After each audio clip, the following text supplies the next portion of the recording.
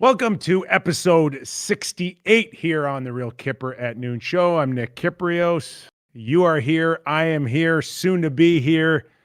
Doug Maclean. I got to start this show, first of all, apologizing to you all yesterday. I built up. Did you hear that, folks? I can't even start the show without Doug Maclean fooling around. A double apology today. Oh my God, we're starting off the top. Two apologies.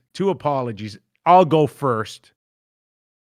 I'll apologize for building up McDavid and Austin Matthews yesterday like it was going to be the next phase in our Gretzky versus Lemieux, Crosby versus Ovechkin.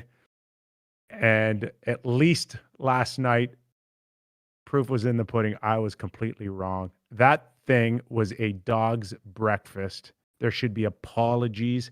That's the one time that you are thankful that no fan paid money to watch that. It was that bad. And we'll credit, and we'll get into it a little later on maybe why it was such a bad game, and maybe from Edmonton's point of view, why it needed to be such a bad game. But I wanted to start off with that apology first. And the second apology will come from this man in Florida for rudely interrupting my opening by fooling around on his cell phone. Yeah, I'd like to officially apologize there. I was trying to add a little spice to that boring introduction. I thought some music might help it. Why do you do that? Why do you do that? Don't you have Jill behind your camera going 3, 2, 1? You're on. Jill only asks one question when I'm doing this podcast. When's it over? Yeah. You are the worst. You think Washington fans are wondering when this season might be over? Like, let's before we go on the ice, we got to talk about the news, Mac, with the Washington Capitals, and that is the fact that they've been fined $100,000 for violating COVID protocols. The rest of the details are a little vague, and that's why me and you are here, okay? To go underneath the surface and figure this all out. But we do know that Carolina Hurricanes have run into some issues, of course, with players like Slavin, Teravainen, Jordan Staal, and they've postponed games. I assume that's what the NHL is talking about as we do this show, on where do you go with the likes of Samsonov, Orlov, Ovechkin, and Kuznetsov. Apparently, in the hotel rooms, playing video games. Surprise. Well, look, allegedly. First of all, I have to say I haven't read the protocols as to what is the situation. The players would be totally briefed on what they are. You have to be careful with NHL fines, because sometimes it's an NHL announced as a fine, but then there's a caveat saying, if you don't do it in the next 2 months, you don't get fined. Yeah. Or there's a caveat, like it's a Tortorella one, that if you do it again, you're getting twice as much. Yes. So it depends on the mood, but it's hard for people to grasp this when, first of all, who was the secret squirrel that reported them? Was it the FBI in Washington? Was it guys that took a break from the inauguration and caught these guys in their hotel rooms without masks on and whatever? And then the $100,000 fine. Like, Bettman's already talked about how much this is costing the owners. And then you slap the Caps with $100,000 fine. But here's the real one. Do they miss any games? $100,000 fine, but then if they miss games, that's a big deal. Yeah. Well, as far as whether it's government-driven or league-driven or PA-driven, there are people, Mac, constantly watching these guys. Yeah. In various ways. whether it's walking into a dressing room and seeing how they interact, whatever the case is, they have people watching. Yeah. So you're asking if somebody ratted them out, basically.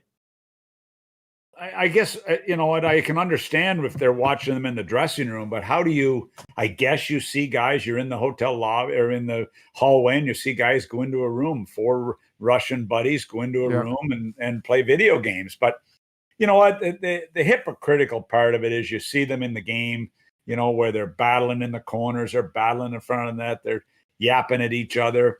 And then you hear about this. And that's what drives the fans crazy. The Caps fans in particular. So, you know what? Look, I understand the NHL side of it. They've got to have protocol. They've got to be strict.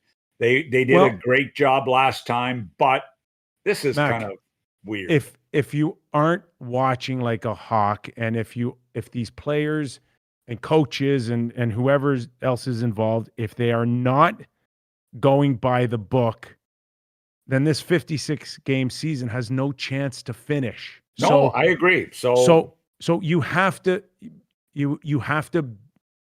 live up to it, and you gotta call it out. And I don't like the fact that it from the outside looking in, and I think Jordan, did you say Jeremiah was wondering the same thing on our comments about? Yeah, Jeremiah was basically saying, I'll read his comment for everybody. Shout out Jeremiah.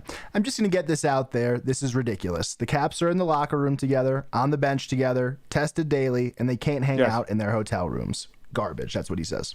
Well, and he's got a point that you would assume that when you're that close every day, then what the hell if 4 guys want to get in the room and play video?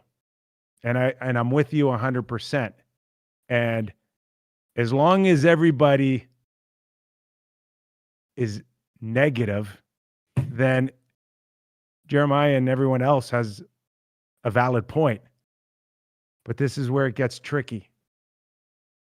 What happens if one of those guys tests positive? And read the tea leaves here, because I'm starting to hear that one of those guys tested positive. And when that happens, since they were caught, do we know exactly the day that they got together and played video games? Was it 3 days ago, 4 days ago, 5 days ago? Right? So the feeling is when you get tested, there is a chance that you could test positive for the next 5 days. So it really comes down to when they all got together to play video games.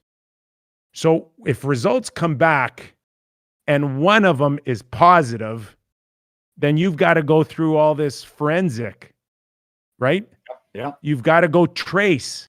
You got to find out where you've been, who you've been with, right? Who you've been hanging out with. Yeah. And this is where this gets very interesting, Mac, is that if in fact, and I believe one of those guys is positive, then they have to come clean.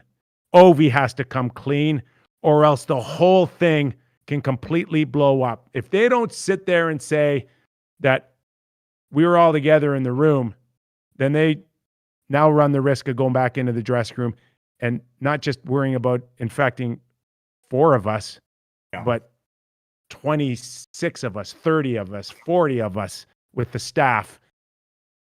And so that's where I believe that this is at, Jeremiah. This isn't about guys hanging out. This is about one of those guys actually testing positive.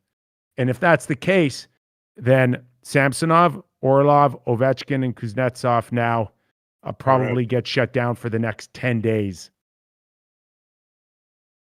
Well, you know what? I guess as a management team, you've got to stress that, hey, boys, this is the rules, this is the protocol, this is the situation. I guarantee you the Caps knew that the $100,000 fine was. I mean, I guarantee you that was mentioned to teams that if you get caught breaking protocol, this is the situation. This is what you're going to get fined. How it's paid back, I don't know. But the bottom line is if that's accurate, what you're saying about one guy testing positive, then you understand it totally. Yes. And that's where we're at. The NHL did an unbelievable job in the summer, and they were going into this. They were going into this saying, we got to be better than the NFL. We got to be better than what's going on out there, because we can't afford 12 and 14 guys missing a game, or like the Big Ten football with 10, 14 guys missing a game. So they're going to be diligent on it. And if you know the rules going in, abide by them. Now, we saw Carolina get shut down temporarily.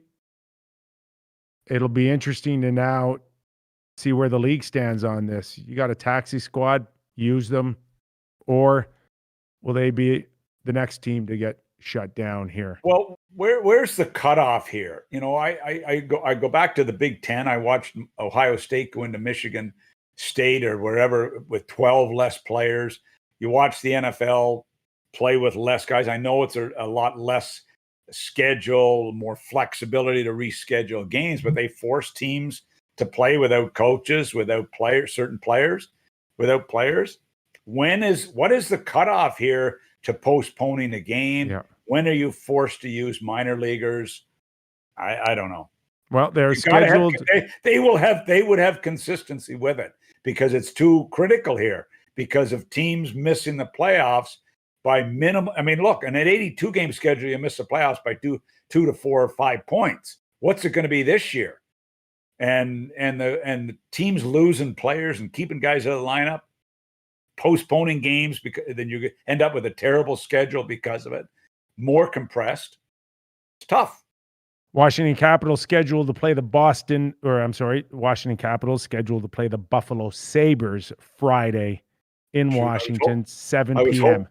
I was hoping it was Boston. They might get a chance to score a 5-on-5 goal with the goaltender out and a couple of defensemen. You know? Maybe we'll get into that as well. So we'll keep an eye on that story as things continue to develop. But keep an eye on at least one of those players potentially being tested positive, which will completely throw a wrinkle into all of this for the Washington Capitals. My God. Are you going to cause an uproar today in the hockey world when they all steal this scoop from you? Oh, no. We're just talking, Mac. It's just me, you, and Jeremiah and everybody else shooting the shit, man. This is just a place where you hang out, and it makes you think about things a little differently sometimes. Yeah. Kipper, I have a question for you guys. In terms of, I don't want to talk about if this Jeremiah. Yes, is this Jeremiah? This is Jeremiah calling from Alaska. This is me, bro. So my general thought is that, I don't want to talk about if we should be legislating if people should be playing video games with their friends or not. But if you're on a team and you're a good player who's important to that team, and you're on a team that is going to compete or has eyes on competing, shouldn't you just not play video games with your friends if you want to play every game in the season and potentially make the postseason? That's just a one opinion on it, though, I guess. Have you ever met a hockey player before? just a few. I mean, I'm Just talking to the one across from my camera Joe. screen every day. Mac, how is it? He's met Joe Hulk, huh? How is it? Dennis Bonvie, I know him. Ask the guy who's been a president and general manager for a very long time. How is it? How easy is it, Mac, to tell these guys to do something and they do it on and off the ice? Yeah, right. There you go. Yeah. That's it in a nutshell. As I said to one of my players, you can't get into bar fights. And he said, the guy hit me first. And then I find out from the police and the bar manager that he waited till the guy hit him first so that he could pound him. He let the guy hit him first. So, you can't monitor them all the time. There's they're good guys. The majority of them. We got some bad seeds, don't get me wrong. Okay. And that's every form of life in every profession. Okay. There are some bad seeds, but there is a tendency to feel as a professional athlete, and I was one of them, that there are rules and then there's our rules. And times rules can be broken, i.e. curfew. But Hey, Mac, Kippy, right? here's what I used to say. And that's the issue, Jordan. I used to put a curfew in on the road when we weren't playing at 1:30. When we weren't playing the next day, a curfew at 1:30, and they'd whine. And I said, no. I put the curfew at 1:30 because if you guys are out at 3 a.m. and get in trouble, I can tell the owner I had a 1:30 curfew, so they broke curfew. Lets me off the hook, you see. There you go. See, just always comes back to what's best for Doug Maclean. Yes, exactly.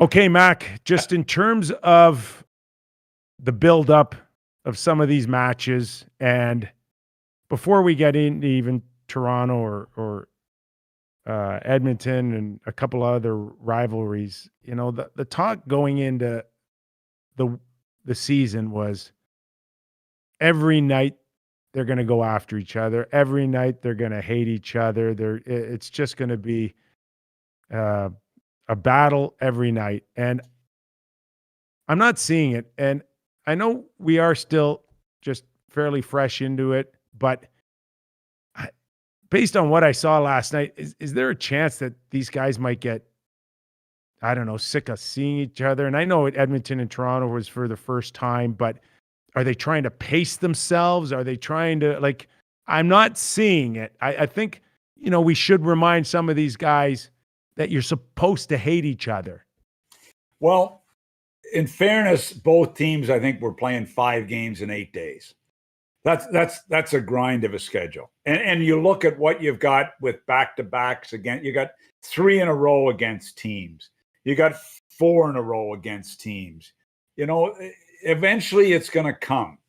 I saw some hate by Edmonton last night. Toronto's not a team that really hates people. They're just a nice group of guys. They don't seem to be haters.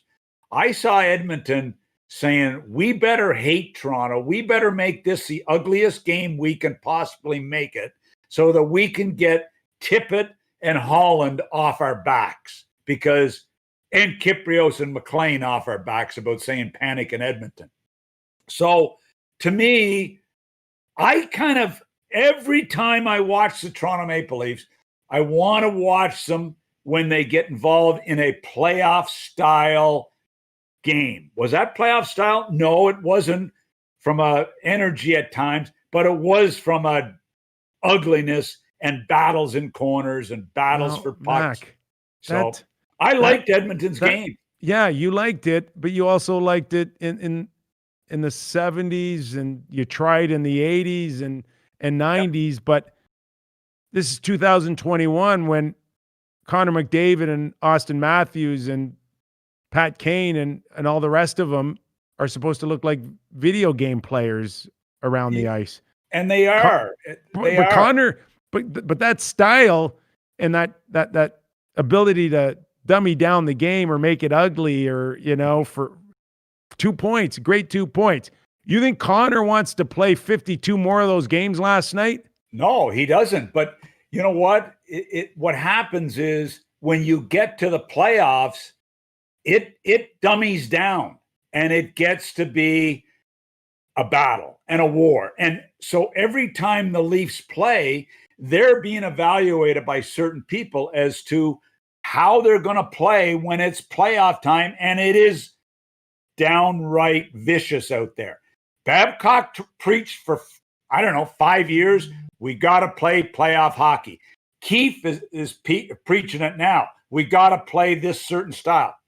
Then your best player, Austin Matthews, and one of the best players in the world, says after the game, we were too cautious. We were worried too much about playing a certain way, and we didn't take advantage. And I agree.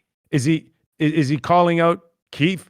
Is he calling out his coach for not letting us open it up more? And I don't like this hockey. I want to play a little bit more, open fire wagon.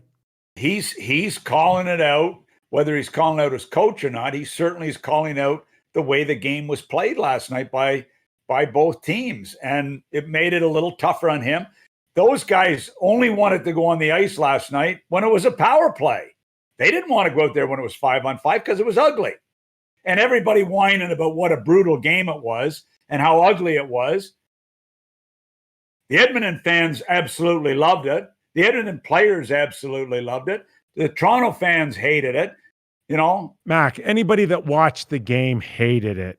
You know, I didn't hate our it. good friend Elliot Friedman, who, you know, is as big of a fan as anybody, and he wants entertainment.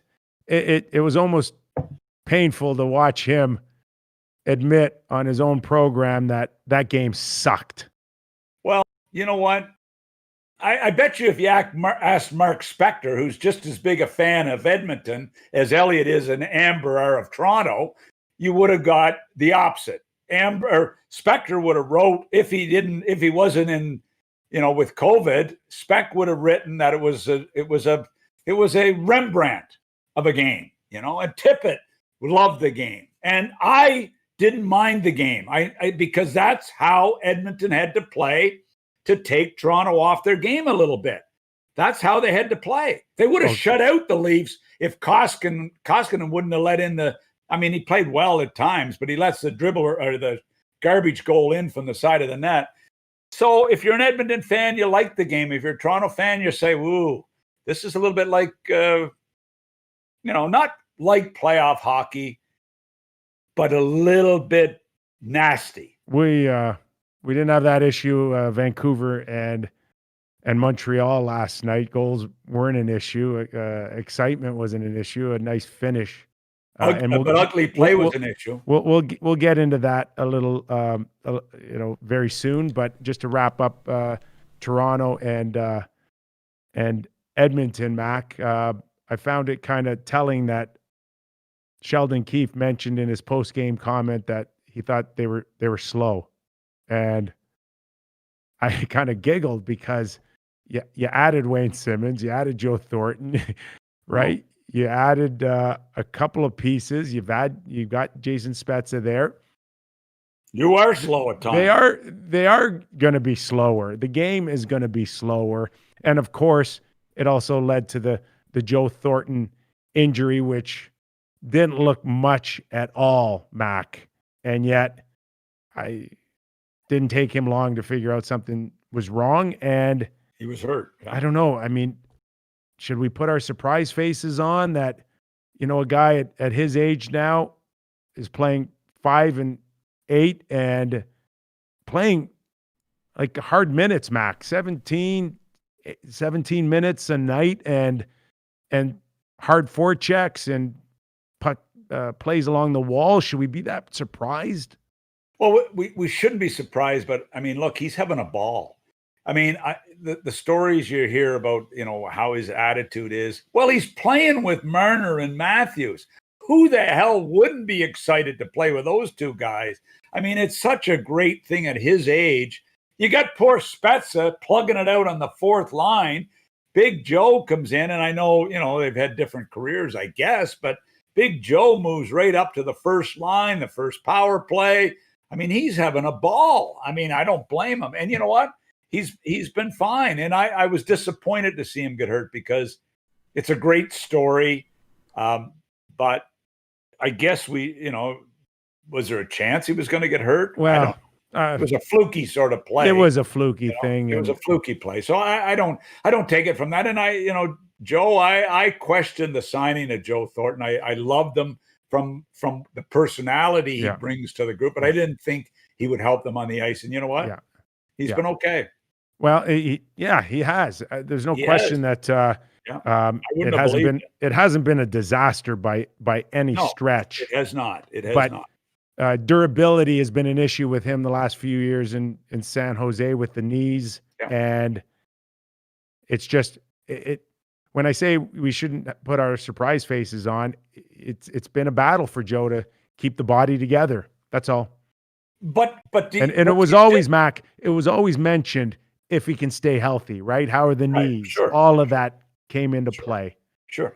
But am I wrong to say that Dave Tippett absolutely loved that game? The way his team competed and played and battled? It's the only way that they can win, Mac. I mean, with that, look at their blue line last night. Cuckoo's become such an important guy. They put Chris Russell into the lineup. He battled like crazy the last couple of games for them. Bear. I mean, Larson battled and dirty and slashing and whacking.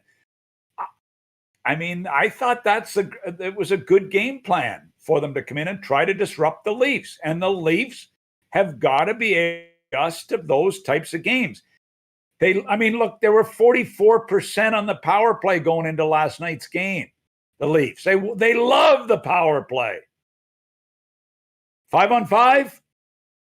Well, they should be a real good team, but that's what the playoffs are. 5-on-5 play. They get to go and do it again tomorrow night, 7:00 for their second game back to back in Toronto, and we'll see what level of emotion that the Leafs bring coming off that loss. Yeah. I also challenged on the show yesterday, Mac, Edmonton. Will they show up for their teammates? You're right. They did battle and they got the job done. I just don't know if Edmonton can play that type of hockey here to get them in a playoff position. Well, and then whether or not Connor still be Connor while the rest of them play that way. That's the question. I agree. And I think that's going to be the really challenging part. And do we see a game like we saw the second game against Ottawa? The Leafs get a little bit of a wake-up call, but, can they play that same? That's not an easy game Edmonton played. Connor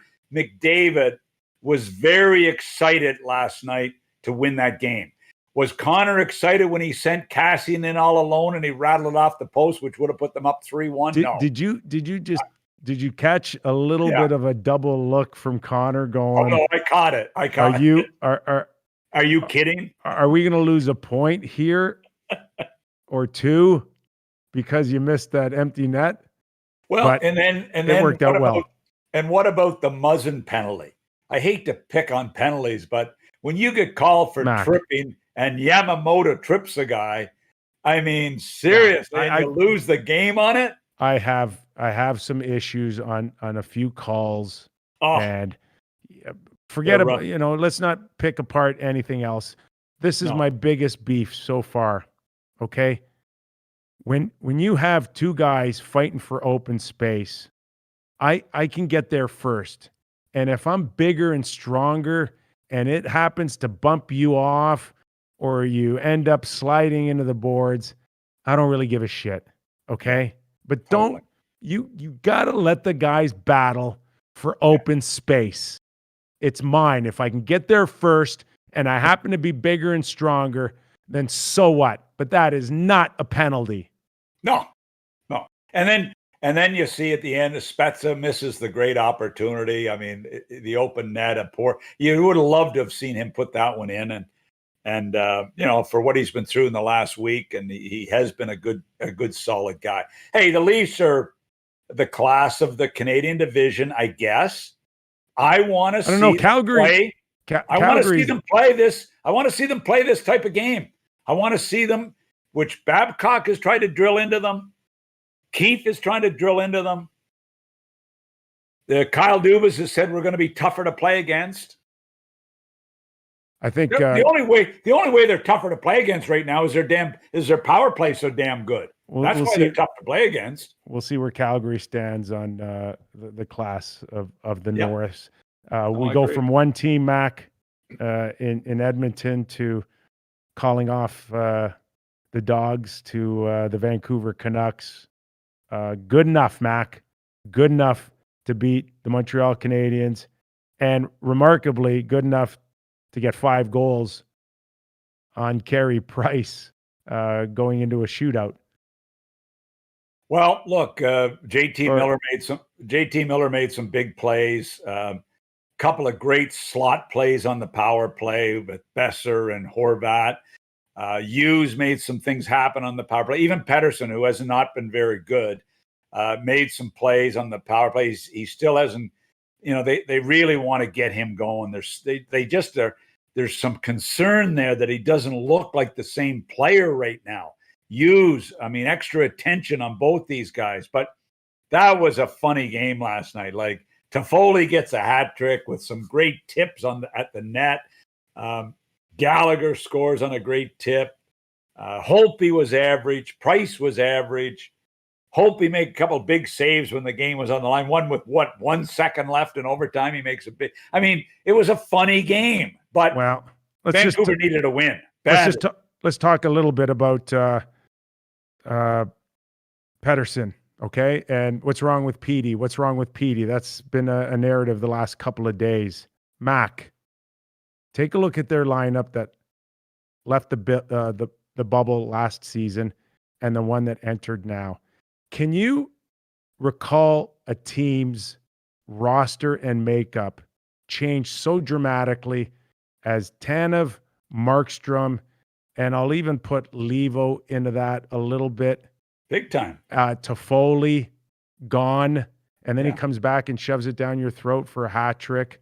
So when people start saying what's wrong with Petey, let's start with the depth that is no longer around him. I don't disagree with that. That is a great point by you. And again, it's the third day in a row I've complimented you. But you know what? You're 100% right. It's a little bit of him. There's an uneasiness in this organization right now. There's something. The defense haven't played anywhere close. Hamonic is, I know he just come in late, so there's an excuse there. Myers up and down. Schmidt up and down. They're not on the right page. And this was a team last year that was like on a high all year long. On a high. I remember Travis Green saying going into the playoffs, I think we can do some big time damage with the way how this team believes. I think the fact that Travis Green's not signed is an issue. I think it's bothering some people in their organization. I think it's bothering Travis. Should. Benning's got his deal. Travis doesn't have a deal. Yeah. I'm not sure. So I'm not a whole bunch of things. I'm not sure. Like, it's not Benning's money, right? It's an owner's money. So you touched on that the other day. I think it's Aquilini who's saying, I don't want to pay Travis right now. So, and money is tight. I mean, $3 million, Mac. $3 million is the going rate for a guy like Travis Green right now, who hasn't won a Stanley Cup. The NHL average coaching salary, the average is 2.895. Okay, that's the average. But that's been skewed by a bunch of bad. I mean, Todd McCullough making the money he's making, and Quenneville making the money he's making. Like, oh my God Almighty! Like, seriously, I'm happy for them. I'm sort of, but sounds a little jealousy there. A lot jealous. a lot jealous.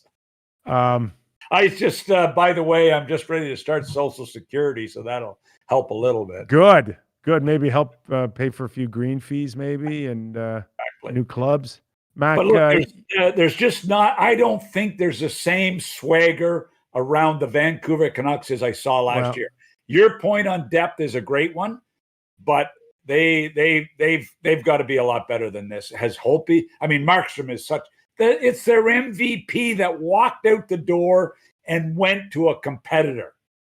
I mean, come on. How do you lose them? And Markstrom looking like that he is going to be an MVP for Calgary in the next, 50 plus games here. You lost Markstrom because you didn't want to lose Demko in the expansion draft. That was Jim Benning's draft pick. Jim Benning drafted him. Jim Benning, I'm sure he drafted him, didn't he? So the question is, I'm just wondering that stretch that he had, Demko had in the bubble, and it was a level that we seldom see goaltenders get to. I mean, we have historically, and he was that good, Mac. But no, he was. Did that change anything about philosophies about who stays, who goes, and letting Markstrom go? Could those couple of outstanding performances by Demko in the bubble actually have hurt the Canucks in a weird way the next few years? I suppose if Demko never reaches that level. That decision has got to be made in February or March for that. your MVP goaltender, you've got to get him signed, because you and I said it on this show in this last summer. He's going either to Edmonton or Calgary. Those were the two teams that were in desperate need of goaltenders. You knew he was going to one of those two teams. He picked Calgary because he liked the weather in Calgary. It's warmer with the Chinook winds. Unfortunate for Kenny, because Edmonton would be a pretty good team with him right now. But to lose him, and then you got it's a Demko expansion thing. I think that was the factor. I really do. You touched on Hamonic, and are people just expecting that Hamonic was going to come in here and be the protector to Hughes as Tanev was the last season? Because I don't see it right now, and I'm not sure if we'll ever really see it. Yeah, I think they were excited about the two of them playing together. I know they were excited about that possibility of Hamonic, and he was brought in for that reason. They weren't that excited when Toffoli was left alone and put in a 40-foot shot over Price's glove. No, they're not happy right now with the way their whole blue line is playing. I guarantee you they can't be happy with the way that blue line's playing. Myers missed an assignment yesterday. Umpteen guys missed assignments at different times in that game. So, no, they're not happy right now with Tanev versus Hamonic. But I think when they brought in Hamonic, they felt really good about it. They thought he was going to be a real solid performer. He probably will be better. Hughes has got to be better too. He's a kid. He's going to get a lot of attention. He's got to be better, and he will. But he hasn't been the same player either. He's always going to get his points. There's no question about that. But the only thing I worry, Mac, is how much punishment can this guy take in a short period of time here? And I don't know what we were looking at. I want to say offhand, 56 games in about 108, give or take, days. And the pounding that this guy is going to take. And we watched Montreal. And when you got guys like Josh Anderson coming at you, 8 or 9 times in this short period of time, like it's going to wear on these, not only Hughes, but anybody that's probably a $160, $165. Well, he and Pettersson are going to get special attention. The same as Connor gets special attention. The way Matthews is going to get special. The top players in the game, you have to get that. Half your time in your pregame meeting is about defending the best players in the game or the best players on the other team. That's just the way it is. And, he's going to get a lot more attention. And he's good enough that I think he will overcome it. And I think the Canucks are still, when I watch Besser and Miller, and Horvat, Miller coming, they're a pretty good hockey team. If they can get their blue line better, Pettersson going, their blue line better, and their goaltending up the snuff, they're still going to be a pretty good team for me. Miller really comes in and gives them that calming influence, and what a play to set up a late game tying goal. What looked like was going to be a win for the Montreal Canadiens. That was a big time play, big time shot by Brock Besser. Yeah. And then you see the spark that they had in the hub last season. I shook my head at the Miller deal when he went there. I really did. I thought, what is Jimmy Benning doing bringing this guy? I liked Miller, but I didn't think he was worth what they paid. I was so wrong on that. Miller has been really, really good for this team. A perfect addition with this group.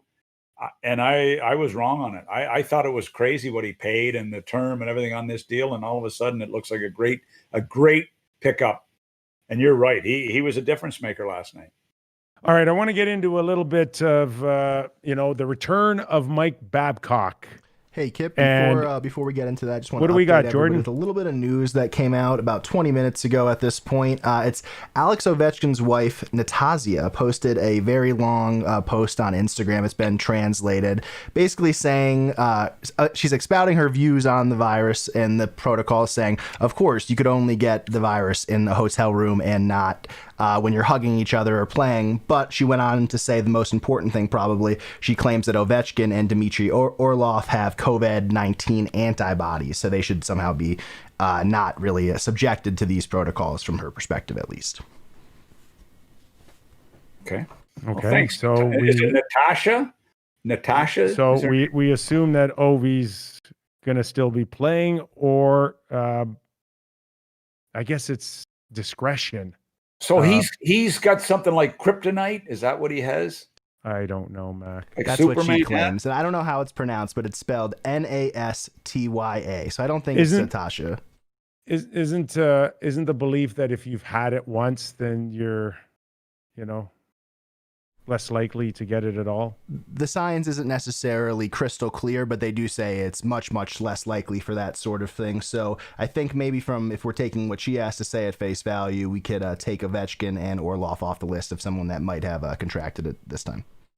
I'm not going to say anything about the COVID, with just in case I start to sound like our former president. I'm just going to stay away from it. Hey, great advice to yourself. Yes, I'm going to let the scientists. Great advice. It goes. I mean, as much as I appreciate Joe or Jordan coming in with his little tidbit there, I'm going to stay with the scientists. Okay, let's get back on topic here. Thanks for that update, Jordan. Just speaking on Mike Babcock and resurfacing, we have not heard from him. It seems like a gazillion years, Mac. And now we know he's set to go on NBC. He did an article with Pierre LeBrun of The Athletic, and I read it. You read it. I'm sure a lot of our watchers and listeners read it. And we assume that this was just a piece to get him reacquainted with the league, in the hopes that not only does he come back on TV, but possibly end up behind a bench, Mac. But I'm not sure, the way I read the article, Mac, I'm not sure that it helped Mike Babcock a lot when we talk about the way he left and the thoughts and the talk of verbal or mental abuse coming from ex-players like Franzen. There was the incident in Toronto with Mitch Marner, and for those of you that don't know it, I'll give you the short notes on it. Marner comes into practice. Mike Babcock asks him to provide him a list of the players that he thought from top to bottom were the hardest working in practice and the least in practice. And then he went on to go show Marner's teammates this list. So just your thoughts in terms of Mike Babcock resurfacing, Mac. Well, you know what? When you go down the way it happened and you're such a high-profile coach, you want to try to make amends for what's been said about you, and try to clear the air and try to not justify, but maybe apologize, maybe try to make amends so that you got a clean slate and you get a chance. I sort of got the opposite from it, that it was a little bit of this, but a lot more of that. And I didn't think it helped. I didn't think the article helped him. I thought it made it worse. I agree with you. I in the way you read it, it kind of sucks and blows at the same time. Well, that's the point. Right? That's the whole point. So, Babber should have just went on NBC and did his show. No, you're wrong. You're wrong. Talk about it. How you can't do that anymore, Mac. You can't just pretend that you're going to sweep it under the carpet and go and talk on NBC and nothing like this was ever discussed. This And is how is 2021. You And can't how do is that apolo- now. And how has apologies helped anybody? They still got most of them still get fired. They apologize for a week and they still end up losing their Well, jobs, you know? I think people now, and we know everything that we do and say now is called to the carpet. That wasn't the Totally. case back then. And Mac, I heard the Marner story well before it came out. And I got to be honest with you, because I'm 50 plus. I didn't think of it as over the top, because I grew up in over the top. I had Keenan, and Yeah. I've seen and heard the stories. Yeah. And this story fell into dozens of stories that we've heard over our careers of coaches all over players to get them going. But you know what, Nick? I'm sorry. I was in the NHL for 22 years. I don't remember that ever entering my mind to do. Well, I'm sorry. I mean, to do that to a player on your team and to show it to your teammates, I'm sorry. That would never have entered my. And I'm not the good boy. I'm not the great guy. I'm not saying that. That just would not have entered my mind. I'm sorry. I know, Mac. I know, and we are talking about a few historically that would go to incredible lengths. And the other guy that I think about stories and ex-players one after another is Scotty Bowman. Okay? Mm-hmm. Those types of stories about Scotty and what he used to do or say are legendary in our game. But Scotty never had to worry about it ever getting out. You were too scared. And when I say getting out, that's I'm fair. I'm talking about publicly. Okay? That's fair. The players can tell the stories all they want. The media, and most of them in Montreal, knew all the stories because and they're they tight. do in Detroit as well. But they would never dare make it public. Right? I agree 100%. Never. Yeah. It would cost them their jobs, and they knew it. And today, the media almost get rewarded or they get their pat on the back, or they make a name for themselves with making it public. Yeah, And I agree. I'm not saying, and I'm not here to tell you that's right and this is wrong.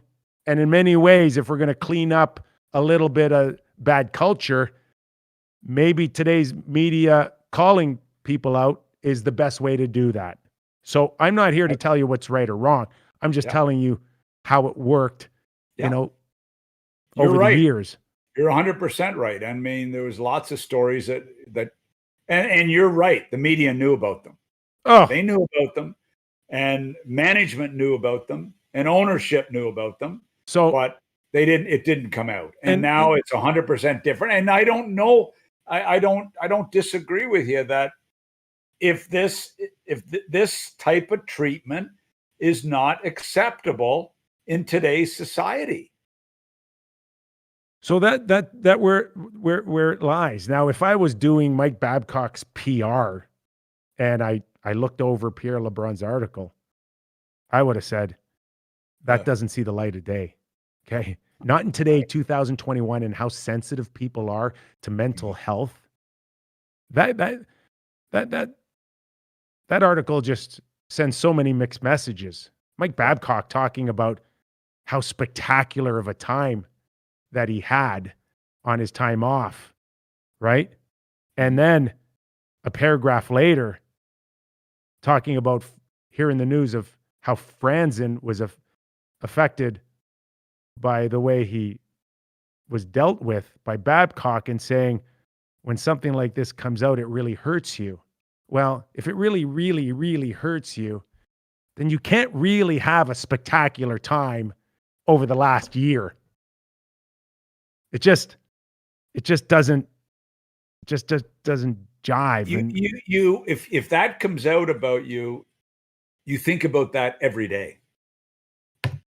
Well, and I just think he needed to come out a little bit more, I don't know, humbled. And, when you speak of Franzen in this article, you shouldn't speak of how great his hands were or what a great player he turned out to be for us. Nobody gives a shit. No. Nobody. It's not about that. It's not about how great of a player he turned out to be in Detroit. It's just about where he is mentally right now. So, again, I'm old school. I didn't think it was that bad, and the one thing I'll tell you, and this speaks to Mitch Marner a little bit about his character, and I'm not sure how many people know this or if anybody knows this at all, but when he did the list, Mac, think about this for a second. When he did the list to Babcock, he faked it. No, he didn't. Well, he faked it. I'll tell you what he did. That was probably the smartest thing, and went up 100 notches with the likes of Bozak and other teammates, the veteran guys, is he put himself last on the list. Yeah. Okay. Yeah, I felt, it's a tough. I love that. It's a tough. You got to love that kid. You love the way the kid plays. But I also love his personality, and I don't know him, obviously, but just watching him. But he, and the other thing is they had a good relationship. They did not have a good relationship. They didn't. It was a struggle right from the get-go, Mac. Every day. The year that he was drafted, he got one exhibition game in London. One exhibition game. He's the 4th pick overall. He got one exhibition game. That was it. And it was London. And I guess the story goes that Babcock cut him during the game. Anyway, I hope, you don't wish Mike any bad luck. I mean, he's going to go to NBC and no, I don't wish him any bad luck. I happen to like Mike. Again, I hear these stories and it's like water off the back, but I just don't know where, let's go to the comments. Should it be addressed more? Should it not be addressed more? Do the players need thicker skin? Is it about just squeezing these guys out to win at all costs? I want to win really badly, right? So Babcock wanted to win really, really badly, and he's willing to go places maybe other coaches haven't gone, but he's also been rewarded like other coaches have not. Yeah. And Scotty Bowman the same way, Mac, right? There's the game between the ears, and they value that as much or more than they do with what you can give them physically. And for some players, it works. And for some, well, just ask Franzen. I loved Bobby Plager's story on Scotty when Scotty told him to go. I just traded you. This when he was coaching in St. Louis. I just traded you. You go to the airport and phone me on the payphone, and I'll tell you where I traded you to. Bobby goes to the airport. He phones from the airport. And Scotty, just wondering where I'm going. He said, I changed my mind. Come on back. I didn't trade you. Come on back. I have not heard that one. Oh, yeah, just the greatest. And then Bobby used to tell me he'd be on the bench, and he wouldn't tell who was up next. He'd get so mad at the players, he wouldn't tell them who was up. And they'd be coming to the bench. Who's up? Who's up? Who's up? And all he'd be saying is Junior B, Junior C. It might be Junior D the way you guys play. Yeah, this is a good Junior C team. That's a page out of Keenan's book. Now I know where Keenan got that. Oh yeah, he did the same thing. That? Oh yeah. Adam Graves, Eddie Olchuk. I got left wing. I'll take right wing. No, you had left wing last time. It's my turn. I'll go. Oh, Scotty, unreal. All right, Mac. Anything else? A shout out to Jack Hughes, Mac, in New Jersey. First pick overall. Never easy to carry that and the expectations, and he did not have a good season. We know that. Capo, same thing in New York, 1-2, and I'm sure mentally and very tough to have those expectations and meet them, but much different feel. I watched Hughes in New York, and you thought there's a man playing the game now. And I'm not saying he's anywhere near where he has to be, but he will be. He looked and carried himself and scored some goals that were very, very first overall pickish. Big time. Yeah, it's good. A goal and assist the other night against the Rangers, and almost 16 minutes of ice time. So I think Lindy will do a good job with them there. I really do. So by the way, I got some terrible news for you. Oh no. I'm not available tomorrow. I have to go and get my vaccine. Is you that can't by law? Is that by law? No, I don't think you're old enough to get it right now. I'm in that group. Are you? Group. Yes, I am, and I've been selected to go. And Jill went online at 6 a.m. yesterday and hit refresh, and at 7:15, we had an appointment. So sorry. Well, that's okay. That's okay. Maybe with what Jordan added to the show today, you can have him on a little more tomorrow.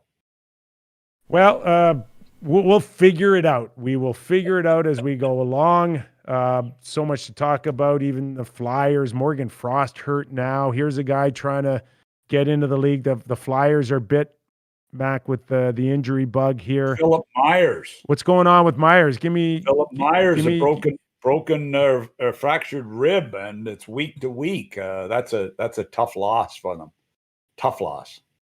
And your Boston Bruins, I know you gave them a shot at the beginning of the show, Mac. They have to score a goal tonight, don't they? Well, don't they have to score a goal 5-on-5 tonight? When you look at the ability to layer up an offense like Torrey Krug did, and you don't replace him, Mac, like it's gonna be a grind here. It is going to be tough. He was. I mean, I know how good Bergeron and Marchand and Pastrnak are in the power play, but don't underestimate how important Krug was on that power play. So it's I'd like to see them snap out of it tonight. Well, it'll be a battle, I think, for maybe that last playoff spot in the East. I know you wrote off the Islanders, which was just a horrible mistake. That's not over yet. What we have to do is at the end of the season, going into the playoffs, we'll have to pull out our lists and see who was right or wrong on our predictions. All right. I'm okay with that. I mean, I remember one year you picked Carolina to win the Stanley Cup, and I didn't rip you the rest of the year. I didn't talk about it all the time. Yeah, but they were getting a little closer. It was a long shot at best. I like long shots, though. By the way, I saw a person the other day walking along the beach with a Hartford Whalers T-shirt on. I looked to see if it was your number on the back. Why wouldn't you? Why wouldn't you go up and say? I was going to mention that. I thought, well, she was with a big guy, so I thought I better not. Clearly a Nick Kypreos fan, Mac. Hey? Yeah. We missed those jerseys. Okay. Oh, stay safe down there. Yep. Working on it. We're in our bubble. Do not go play pickleball or shuffleboard between now and your vaccine. Lawn bowling. All right? Okay, bud. All right. Doug Maclean from sunny Florida on the Real Kyper at Noon show. That was a pretty quick hour. We got into a few things here. A little interesting to hear his take on the Mike Babcock situation, and we'll watch Babcock on NBC. And I'm sure that type of talk won't disappear anytime soon in terms of when is enough or too much now on coaches and how they talk or treat players in the year 2021. Like we said, much different from our era.